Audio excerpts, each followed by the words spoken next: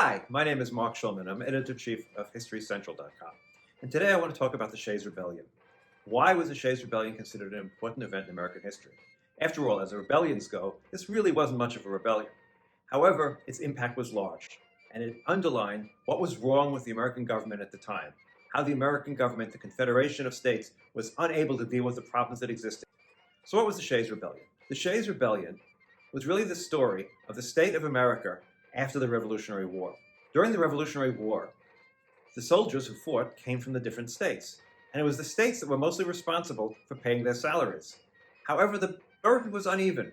States like Massachusetts had more soldiers and had spent more money during the Revolutionary War and owed more money to their soldiers.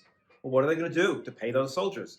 Well, the only way they could pay the soldiers was either to print money, which Massachusetts did not want to do, or raise taxes. Well, the problem with raising taxes was that at the same time they were raising taxes, the price of commodities, the agricultural products that the farmers were producing, was plummeting. So the farmers were in deep trouble. They had higher taxes and less money to pay for it. So many of them had to borrow money, but they weren't able to pay back that money that they borrowed. So many of them went into bankruptcy. When they went into bankruptcy, they wanted to take away their farms, and some of them were put in debtors' prisons. That was not acceptable to the farmers.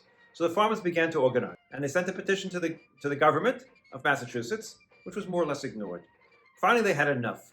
The farmers began coming to courthouses to not allow the judges to meet, to not allow bankruptcy courts to come and take away their farms.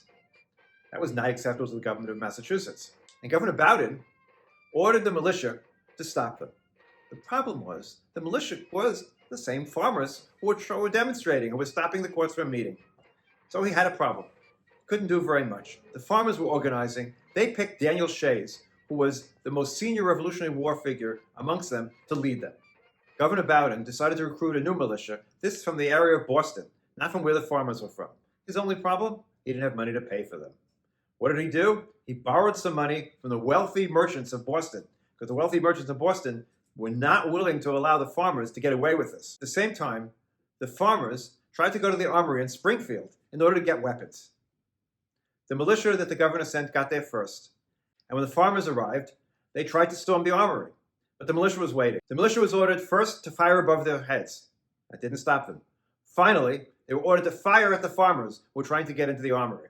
4 fell. And once they fell, the militia dispersed and ran away. At this point, the rebellion was effectively over. The rebels, led by Captain Daniel Shays, scattered. Eventually, they were all pardoned. But the reality was, this rebellion scared the political class of Massachusetts and of all the states. They realized, A, there was no national army to protect them. B, something had to be done about the debt that the different states had. And C, the country needed to be more unified.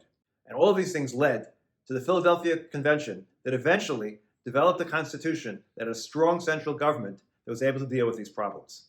And that's why the Shays Rebellion was a very important event in the march of American history.